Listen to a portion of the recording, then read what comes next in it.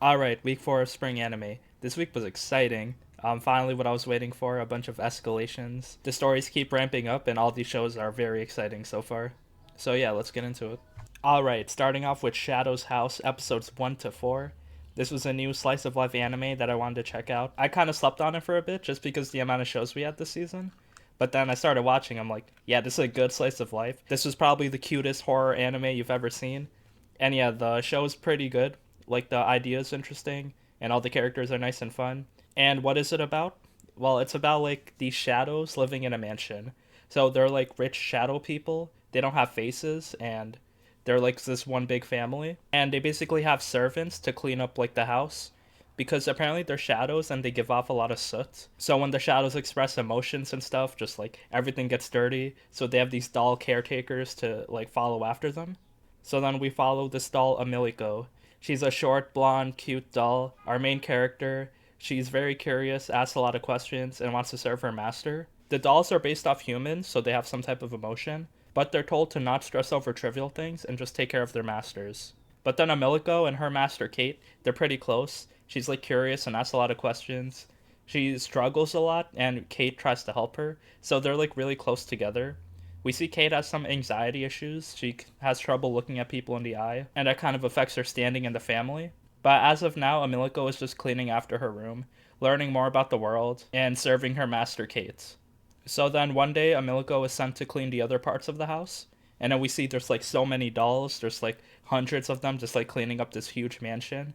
And then we see like the hierarchy. There are star bearers that like are like generals that order everyone around.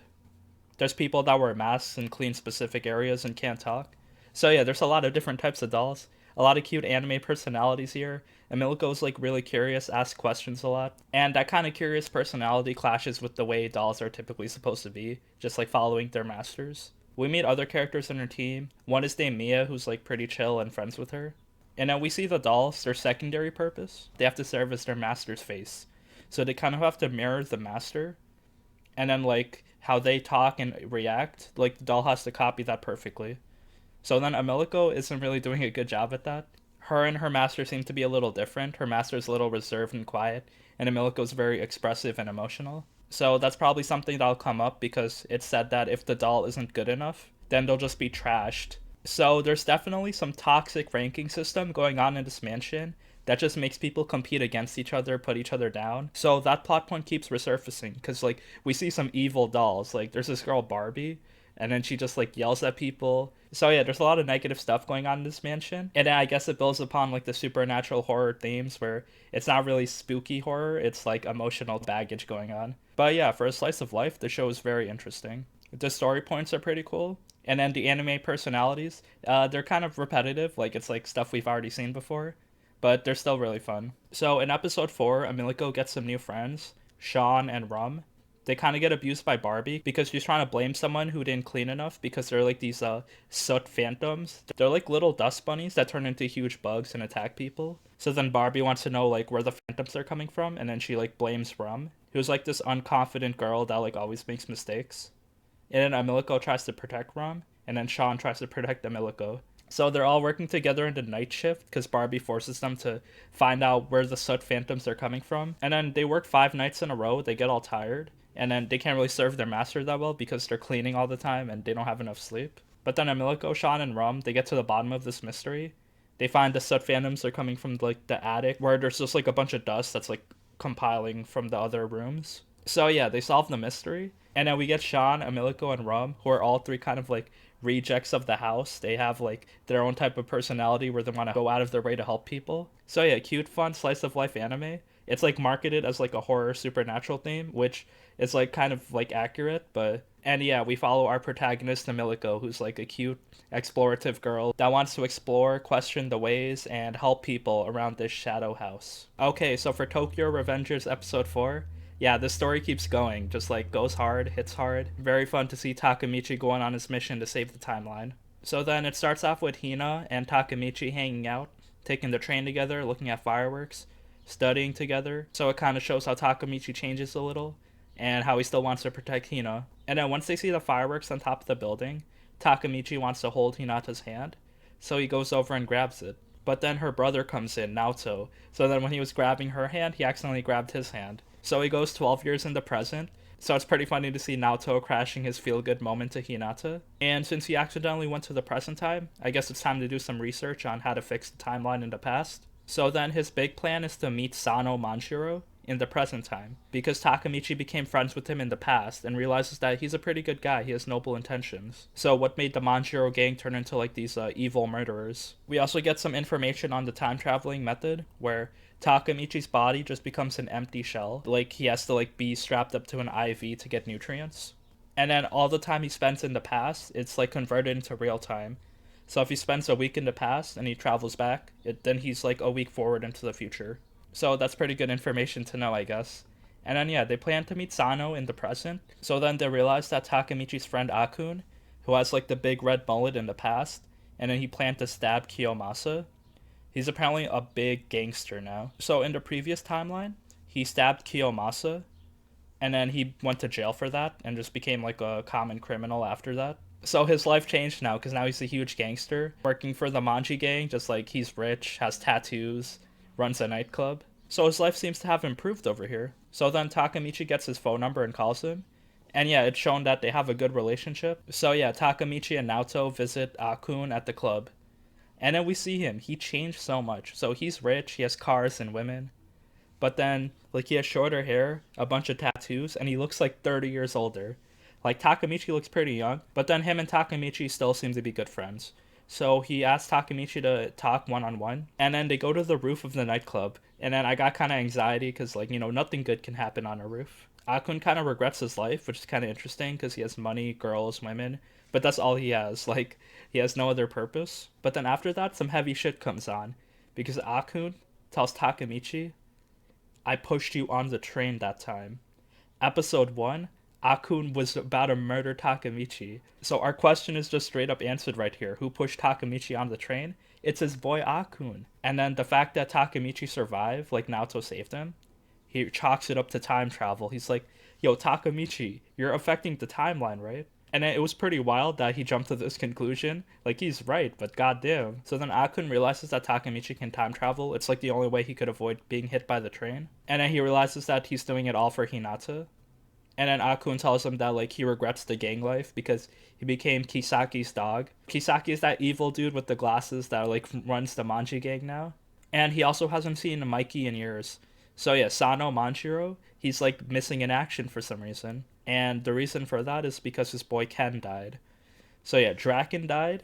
Somehow, Mikey changed. And now this whole Manjiro gang is run by Kisaki. And then it's just, like, this evil murdering gang, bunch of lowlifes. And then Akun, like, deeply regrets, like, working for them. So then in his final moments, he climbs up to the ledge of the roof. He tells Takamichi to save everyone, Draken, himself, and Hinata. And then he just commits suicide. Yo, he jumped off the building straight up. Such a powerful scene, actually, because you kind of didn't know what to expect. Like, this dude, he seemed to regret his gang life a lot, but then the fact that he straight up committed suicide and knows that Takamichi can time travel, that's like putting a bunch of weight on his shoulders right there. So yeah, our main character Takamichi got to handle a lot of baggage. We find out that Kisaki is like super evil. We don't know how or why, but yeah, he basically made all of these people like murderers. And we can really see that it was so bad that it pushed Akun to suicide. Takamichi straight up sees his boy die in front of him. But then we get some good information because Ken died. That tall blonde dude with the dragon tattoo. He was a pretty cool, tough dude. He was like Mikey's second-hand man.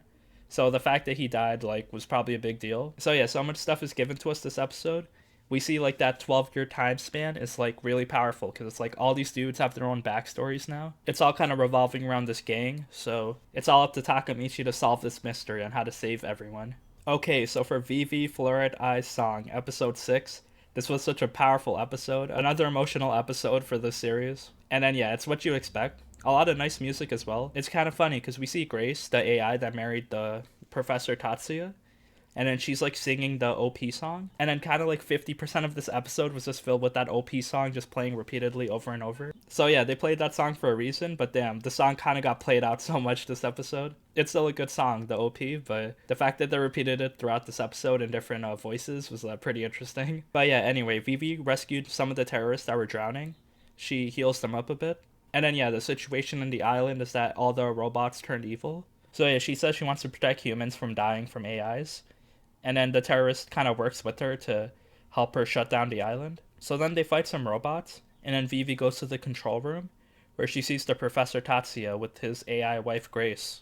And this is pretty huge, because that Grace that was with him, that's a replica of Grace. That's not the real Grace. And then we find out why Tatsuya wants to shut down this island. So when Vivy helped fix the space hotel from crashing, her and Estelle worked together. Society kind of realized that these Vivy robots, like these sisters that they're called, they're a pretty good model. Like they do their job like very efficiently. And then Grace was also a sister, so they picked her to run this whole island. So then this whole island is kind of run on Grace's sacrifice.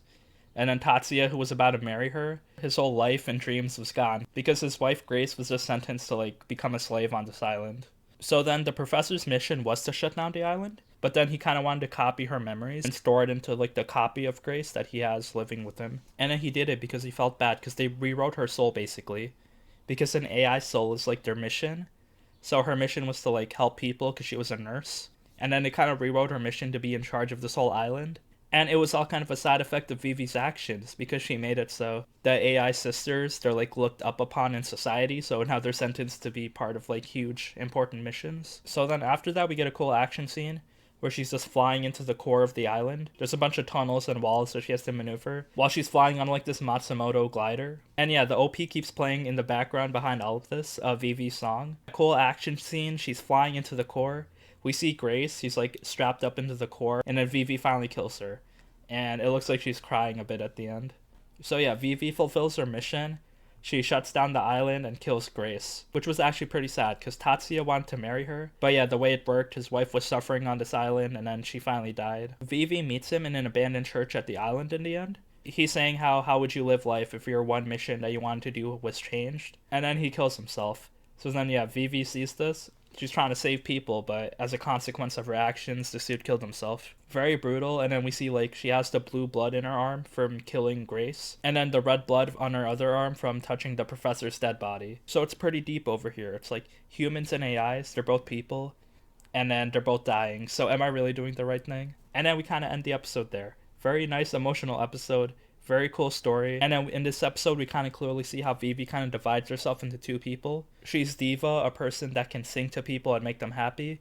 And also Vivy, a person that wants to kill all the evil AIs. Okay, so for To Your Eternity, episode 3. Another cool episode where we meet the Immortal. He kind of did some cool shit to save March, and then yeah, the story keeps progressing. So we last left off with March hanging out with the Immortal. Him just eating a bunch of apples and stuff. And like being taken care of. Learning how to say stuff like arigato. The thing is that Hayase, the girl that captured March and is sacrificing all these people, she finds March and the Immortal. She doesn't know like who the boy is, so she just leaves him alone. And then yeah, they go up the mountain to continue the sacrifice ritual. And then we see the older girl that wanted to rescue March. She was tied up somewhere else. She unties herself with a knife. And then this evil bear comes in. This giant forest spirit bear. He has a bunch of spikes and wood just sticking out of his skin. And then, yeah, he's just like a tough dude that's been alive a long time, just like killing all these people. And then, yeah, the bear is called Oniguma. And they're pretty much sacrificing people to please Oniguma. So then the older girl successfully runs away from the bear. She almost died, but then she fell off a cliff. She comes across the Immortal. So then she kind of talks to him. But, he doesn't really understand words or anything. So then she sees the mountaintop where all the sacrificing happens. So she plans to make her way there. But then the bear comes in. Oniguma's about to eat these people. But then the Immortal comes to save the day. He turns into a wolf and starts to fight the bear. And while he's getting mauled, he can never die. So he's a wolf. He keeps regenerating as Oniguma keeps biting him. So we see the Immortal winning. He just wanted to protect March. And we see him learning and adapting as the show goes on. This is still very early for him, so he doesn't really know too much. But he knows to protect this girl March. That was really nice to him. So a nice feel-good ending as March is not sacrificed. We see the people of the village, they didn't really know if Oniguma existed or not. So they were sacrificing all these girls for no reason. But now that he's actually killed, I guess the sacrificing is over. But then the thing is, as we end the episode, a new plot point comes in where Hayase, she's like that evil girl that led all the sacrificing. I guess they're going to travel to a different land. So yeah, I'm really excited to see where the story progresses week by week. To see how our Immortal boy kind of learns more about the world and all the cool characters we see along the way. Okay, so for Joran, the Princess of Snow and Blood, episode 5. Pretty interesting episode. Some tragic stuff happened, and it kind of set up some plot details because Walmart brand Orochimaru died last episode, Janome. So then, yeah, Yuki got her revenge. She doesn't really have the will to fight anymore, and then she rescued Asahi. But then, yeah, the fact that Yuki doesn't have the will to fight anymore is pretty big, because she's part of this assassin organization, Nue. So she can't leave, and it's shown that Yuki doesn't really like fighting, but now we see she's just like a normal person. Like murdering people, it just like traumatizes her, so it's like hard for her to kind of adapt. And then besides that, we see the other members of Nue living their life. We see Makoto, her arm got cut off, so it got surgically reattached, I think. But then it's hard for her to move it properly, so she's just in a hospital trying to do rehab on the arm. And then we see Elena. So she's an author, she writes books, but then we see that her boyfriend is actually her ghostwriter, and they have a pretty good relationship together. And then one day when she was trying to write a book summing up Yuki's revenge, she actually got a little sick and threw up. And this is the reason, because she's pregnant. We saw that she likes to have sex with a lot of people, and yeah, it caught up to her because she got pregnant. So then her boyfriend, the ghostwriter, he's very supportive of her, so he wants to have the child. He doesn't want her to have an abortion. And then she kind of wants it too, because of that reason. So yeah, she invites Yuki to do one last mission. They successfully do it, but then they get into a little trouble where Elena's trying to protect her stomach, not land on it. And then Yuki's kind of frozen because she doesn't have a will to fight anymore. And then it's shown in their mission that they're trying to suppress all these people talking against the government. So yeah, that's pretty interesting. Because the fact that Janome died very early on, like he was a big villain, he's not really the main villain anymore because someone else replaced Janome. So yeah, there's another evil gang. And then I guess they're selling weapons to the government. They replaced Janome with these big faceless government leaders that we haven't really met yet. Elena got permission to leave the Nue assassination group. They're gonna live their life like a new family being started up. The thing is, apparently you can't leave that easily, because we see the next day that she died. And Yuki sees this, she kind of like collapses, and she realizes that there's no out to this assassin organization besides death. So then yeah, that's pretty emotional. I kind of doubt Elena died, but like we saw her and her husband just like wrap over these blankets and we see their hair. Maybe they faked their death, but yeah, that was a pretty huge twist. And then in the end, as Yuki is dealing with all these emotions and she's like kind of lost her will to fight, Asahi realizes this and gives Yuki the poison. She's like, hey Yuki, if you don't want to live anymore, let me kill you. And then yeah, she eats Asahi's poison in the end, and it looks like she's in pain and suffering, so she's slowly dying to this poison. So yeah, big cliffhanger. A bunch of just like escalations happen, some explanations on who the next villain of this whole world is. But yeah, the aftermath of the Janome fight, a lot of death happened, a lot of like surprises, but it's kind of obvious to see that like these characters probably won't die right now, and it's probably being built up to like a new arc that'll happen next episode. Okay, so for 86, episode 4, it's the aftermath of Kaie's death. We see that Lena kind of regrets her actions. She can never be equal with the 86ers. No matter how hard she tries, she can't fight this racism. So then she ends her transmission with the 86ers and starts kind of rethinking her life, like what is she doing? She talks to her uncle, but then the uncle tells her that's kind of dumb and idealistic because it's like, you're seeking these ideals that aren't there. If you look around the kingdom, people are greedy, they don't really care about each other, and then, you know, there's the 86ers that people are just like turning a blind eye to. So everyone's kind of telling her to quit, telling her how, oh, no matter what she does, inequality will always exist over here, because that's what the nation is built on. And then we also see how Lena's uncle talks about her dad, because her dad took Lena on a plane one day when she was like really young to see the world outside, see how the Legions fight and the 86ers fight. And then their helicopter got kind of close and got shot down. And then the uncle's point is that her dad, even though like he wanted to fight inequality and stuff, it's shown that he doesn't really know how the battlefield really is. So then like he thought himself invincible, and that type of attitude got him killed. He doesn't really understand the world outside of the kingdom. So yeah, Lena takes all these thoughts with her. She's still really sad and trying to run away. She goes to the graveyard because like literally everyone's telling her to quit. And then in this military graveyard, there we see all these names carved on these monuments. And then she starts her parade meeting, first with the Undertaker. And then he's a pretty cool dude, where he tells her, it's fine, we don't really blame you for not doing the impossible. Like, we know you didn't really create the situation where we're dying in war. People were emotional last episode since Kaie died. But then they're all kind of used to this, so they shouldn't really blame Lena. It wasn't really her fault. So then she starts talking to everyone else in the parade meeting, because she realizes that even though she was nice to them, she didn't really try treating them as humans, asking for their names. They hear their names, so like Laughing Fox, his name is Rika. And then we see that 561 people had died so far in this war. So that's not really a ton of people, but it's a good amount. It kind of gives us the scope of this war, where There's not really that many 86ers, but there's like maybe a couple thousand of them. So then we end the episode there, just like a cute pair raid meeting, kind of have Lena and the whole Spearhead group make up and then establish their relationship again. So then I wonder if Lena's gonna go to the front lines sometime, because they're kind of hammering that point home, how Lena doesn't really truly understand them, unless she's actually fighting in the front lines. And we also see in the end there's a teaser where Lena kind of knows the Undertaker's brother, because they have the same last name, Noisen. So then yeah, teasers for Undertaker's backstory, where his brother looked kind of evil. So I wonder where that'll leave us. Okay, so for Fruits Basket, the final episode 4.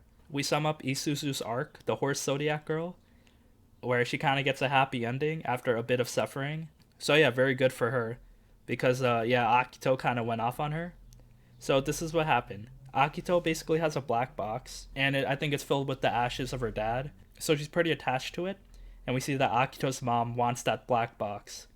So she asked Isuzu to get it for her, because she tells Rin, I'll tell you how to break the Soma curse if you give me those ashes. So then Isuzu tries to steal the ashes. Akito catches her, tells her how much she hates her, how she hates her relationship with the cow Zodiac, Hatsuharu. And then now that she stole the ashes, it's like the final nail in the coffin. So she locks her up in the cat prison. It's like the house where only the cat Zodiac lives. And it's basically a prison cell. She's not eating any food. And then we see Akito just cutting her hair. So she's not really torturing her, she's just like starving her. And yeah, the cow Zodiac is looking for her, Hatsuharu. We see him run into Hiro and Kisa, the 2 children. And it's finally out in the air that they care about each other. So yeah, the 2 kids make up, so I guess it's the end of their story. And then Rin gets rescued by Kurano, the former Rooster Zodiac. So he's kind of going out of his way to help all these people. And then we see Hatsuharu, the cow Zodiac, fighting with Akito, telling her, yo, how can you do this to Rin? Like, almost kill her, what's wrong with you? So we see the string is breaking between Hatsuharu and Akito. So like the Zodiac bond is breaking between everyone as their stories like keep progressing, how they want to go against her. So yeah, Hatsuharu and Rin are together. They love each other now. He realizes that he was dumb for kind of pushing her away and not realizing how strong she felt emotionally, not protecting her enough. So yeah, finally, I guess it's the happy ending for the horse and cow Zodiac. They're together. And it's like a perfect episode to kind of sum up their story, as this anime is like progressing with the dramatic emotional moments. Okay, so for I Killed Slimes for 300 years and maxed out my level. So Laika says she's going back home, but plot twist, she's not going back home forever. She's just going to her sister's wedding, and then she invites all the people, Azusa, Halkara, and the 2 slime girls to go to the wedding together. And yeah, we come across a big dragon wedding. We see Laika's sister marrying her husband, all the parents and everyone, so a bunch of cool big red dragons. The funny thing is there's like blue dragons that they're fighting with. So some real gang shit over here. Just like the red and blue dragons are just like not getting along. The blue dragons are crashing the wedding.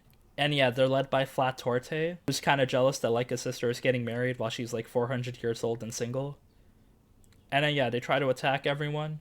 Try to attack the surrounding village as well. But then Azusa comes to the rescue. She beats up all these blue dragons single-handedly. And now she goes to protect the town where they're trying to attack the volcano. The thing is, Beelzebub kind of beats them there, because there's like a volcano hot spring over here that Beelzebub was resting in. So yeah, Beelzebub just traps these blue dragons here. And yeah, Flat Torte is basically in jail now. So yeah, Flat Torte reluctantly agrees, and yeah, everything's happy at the end. So a bunch of new human dragon character designs over here. Also, we end on the hot springs. Halkara also gets drunk here, so she's like the comedy relief character that gets dunked on a lot. And we also see Azusa and Laika getting pretty close together, because since Laika's sister got married, she can't rest her head on her lap anymore, so she rests her head on Azusa's lap. So yeah, another nice wholesome episode. We see the red and blue dragons just bulling together. Azusa just beating up all the blue dragons. And then we end off with everyone just like making up together in the wedding at the end. Okay, and now to end it off with Ijiranaide, Nagatoro-san, episode 4. So we get some more skits. We see them washing their hands together, Senpai and Nagatoro. And Nagatoro just like rubbing his hands, talking all sexual and stuff. Also, the next skit we have, Senpai's getting teased by Nagatoro's friends. And they're teasing him like, oh, you want to touch my boobs? So the senpai is pretty lucky over here. He's just getting teased by just getting offered sexual favors. So then he's kind of forced to touch her chest, but then she reveals that she has like this soft bread in her chest. So he actually copped the feel of bread and not boobs. But then Nagatoro comes in, she gets all mad. She has her angry face out here, just like intimidating red aura. Actually scares off the other 2 girls. But yeah, I guess they're reoccurring characters now, just like teasing the senpai in their own way. But then yeah, as Nagatoro comes back into art room, she gets a little jealous on how he touched some girl's breasts. So then he offers to do the same thing. So he starts squeezing, but then one of the bread falls off. So when he's squeezing the bread, he's actually squeezing her boob, just fondling that shit for like a whole minute while she gets a bit aroused and angry. But yeah, just super escalation over here. My man just like fondling Nagatoro again. But it's like, what did you think was gonna happen? Like, you kind of played yourself, Nagatoro. But yeah, anyway, the last skit we have, Nagatoro adds a sofa to the art room.